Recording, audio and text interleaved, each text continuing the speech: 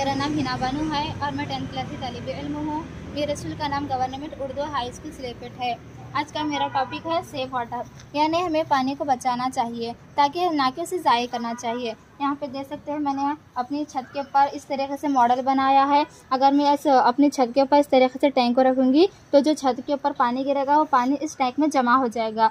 जो इस टैंक में जमा हो चुका पानी है, अगर मैं इसको पाइपलाइन के ज़रिए इस फ़िल्टर टैंक में डालूँगी तो यहाँ पे जो पानी है ना ये फ़िल्टर हो जाएगा।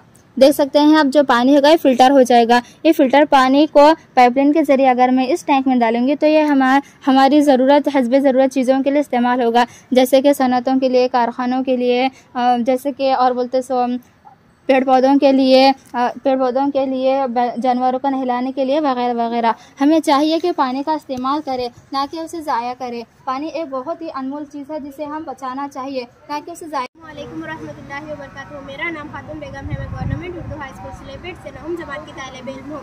तो मेरा टॉपिक का नाम है रेन वाटर हार्वेस्टिंग। तो आइए हम रेन वाटर का कैसे इस्तेमाल करते हैं ये बताते हैं।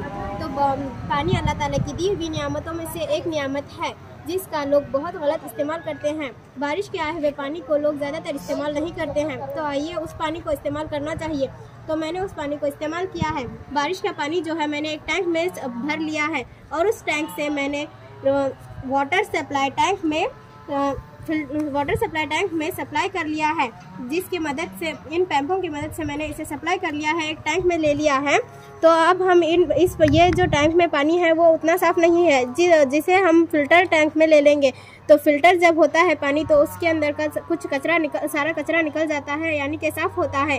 अब जब फ़िल्टर हो जाता है पानी तो हम उसे दरख्तों को खेतों में सप्लाई करने के लिए या कपड़े धोने के लिए, कुछ भी करने के लिए इस्तेमाल कर सकते हैं।